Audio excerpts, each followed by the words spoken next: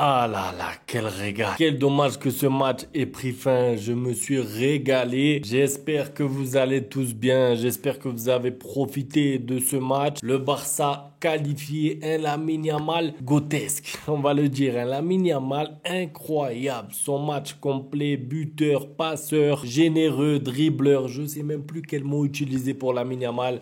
C'est juste incroyable, le nombre de matchs de qualité qu'il nous pond. Bien sûr qu'on se rend compte du talent du bonhomme, mais là, le match qu'il nous a fait, franchement, c'était l'un de ses meilleurs matchs depuis le début de la saison. C'est difficile de retenir des matchs de Lamine Yamal qu'il rate déjà, c'est difficile. Qu'il réussit, il y en a plein, mais faire un classement top 3, c'est dur, mais en tout cas, le match là qu'il nous a fait, franchement, c'est parmi ses meilleurs. Donc, match de Coupe du Roi, Lewandowski laissé au repos, je pense que c'est une bonne chose. Et j'avais un petit doute, pas vraiment sur la performance à venir du Barça, mais plus sur la gestion mentale, parce que le Barça vient de gagner un trophée il y a 3 jours.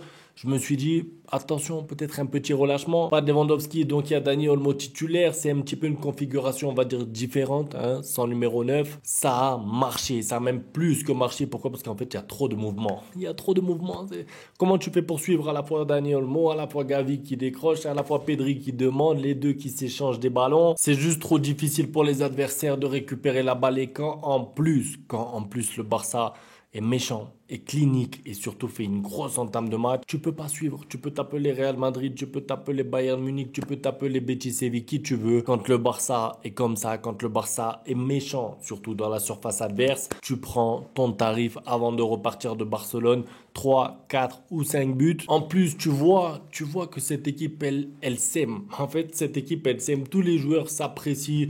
Les remplaçants qui sourient. Il y a de la cohésion, il y a du bonheur, il y a de la joie. Je l'avais dit justement après la finale là contre le Real Madrid. Ça peut lancer quelque chose. On m'a dit, ouais, c'est que la Super Coupe d'Espagne. C'était pas que la Super Coupe d'Espagne parce que ça servait pour la suite de la saison. Quand tu commences l'année 2025 par un trophée, forcément, tu as envie de plus. Et là, on s'est régalé, c'est-à-dire qu'il y a eu tout dans ce match. Et ce que j'ai le plus aimé, c'est que le Barça a été vraiment tranchant devant. Alors oui, ils auraient pu gagner 8-1, même 10-1.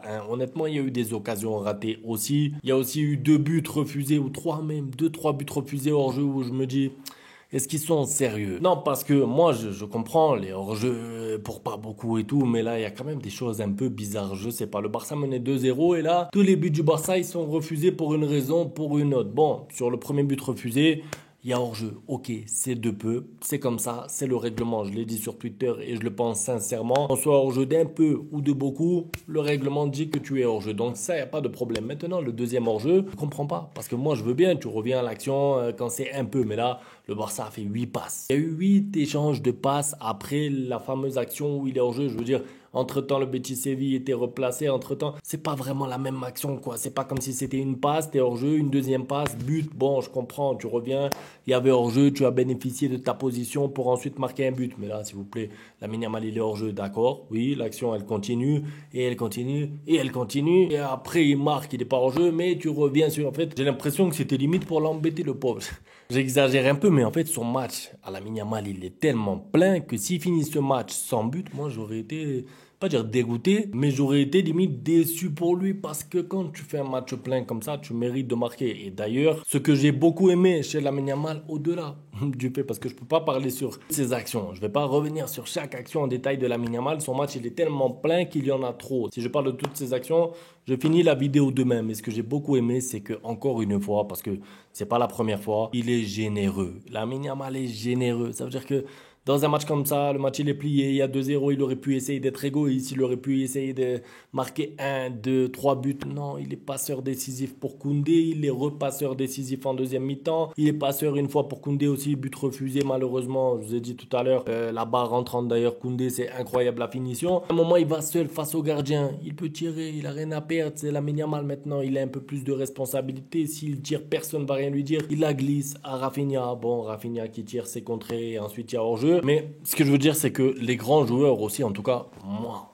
quand j'ai aimé Messi, au début de sa carrière et tout, c'était aussi pour ça. C'est parce que franchement, c'était un joueur qui pensait pas qu'à lui, c'était pas un égoïste. Et je vais pas rentrer dans les comparaisons avec Ronaldo. C'est pas le but de la vidéo, mais un joueur qui donne comme ça, un joueur qui partage alors qu'il a le talent pour lui-même marquer. Moi, je trouve ça admirable. J'aime beaucoup ça chez Lamine Yamal. Je sais pas si ça restera chez lui toute sa carrière parce que bien sûr, il y aura peut-être un moment donné où il aura besoin d'un peu plus de buts pour un ballon d'or, pour un soulier d'or. Donc, il est possible que ça change au fil du temps, mais quand on parle au présent, moi, le voir servir les copains, le voir jouer pour les autres, le voir presser pour l'équipe, tout ça, j'aime, j'apprécie. Et après, bien sûr, évidemment, c'est sûr, s'il n'a pas de talent, on ne dit pas la même chose. Il est talentueux, il est fort. Et franchement, les gars, on en a vu des joueurs, on en a vu des top players, mais Lamine Yamal, 17 ans, qui me fait encore des contrôles orientés, des dribbles, des passes petits ponts, et qui en plus aujourd'hui a une finition, vraiment, je vais le dire, clinique, parce que pied droit, petit filet, pied gauche, petit filet, frappe croisée. La dernière fois déjà contre le Real Madrid, je veux dire, on a parlé un petit peu de sa finition, mais regardez comment elle progresse à vue d'œil. Moi, je suis désolé, mettez-moi Lamine Yamal d'il y a un an dans la même situation qu'aujourd'hui, je suis pas sûr qu'il marque. Je suis pas sûr. Là, aujourd'hui, c'est clinique, c'est contre-pied. Le gardien croit qu'il va ouvrir le pied.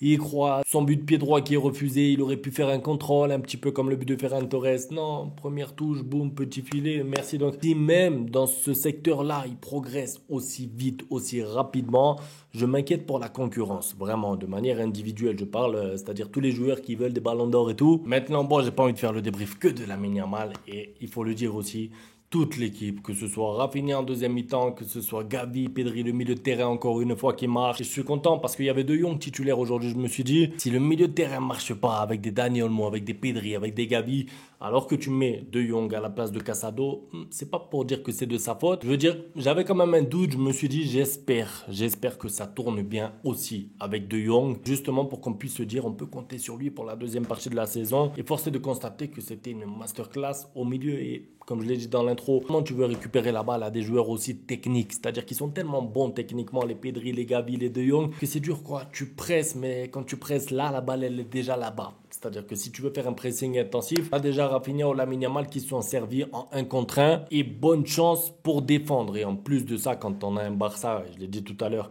qui est efficace et qui marque dès la première minute. C'était quoi, 3 minutes de jeu, je crois. Le Barça menait déjà 1-0. C'est trop dur pour les adversaires. Et moi, c'est ce qui m'avait un peu manqué dans ce Barça. Novembre, décembre, je m'en rappelle parce qu'on s'était régalé au mois d'octobre. Mais ensuite, ça tournait en rond de temps en temps. Ça manquait un petit peu de fraîcheur. Ça manquait un peu de verticalité. Là, quand tu vois ce Barça, ils sont méchants. Ils sont en colère. Ils ont envie d'aller faire mal à l'adversaire. Et même quand il y avait 2-0, ça continuait d'attaquer. Je suis aussi content pour Dani Olmo aujourd'hui parce que comme il était titulaire, je me suis dit pareil en fait. Lui, il va compter pour le Barça sur la deuxième partie de la saison. Ça va être un joueur important et je veux qu'il soit au top niveau. Je veux qu'il apporte beaucoup au Barça. Et vu les qualités qu'il a, je me suis dit, tiens, j'ai envie qu'il fasse un grand match aujourd'hui. Pour moi, il a fait un match plus que plein. Au-delà de ça, il n'y a pas de blessés. Donc, en fait, tout est ouvert là, les gars. Je vous le dis. C'est un petit peu comme le début de la saison. On voit des beaux matchs. Il y a la qualité, il y a la quantité. En plus, parce qu'il y a beaucoup de matchs. Il y a la qualité des adversaires quand même. Parce que qu'on le veuille ou non, moi, je veux bien. Oui, le Barça a perdu contre Las Palmas.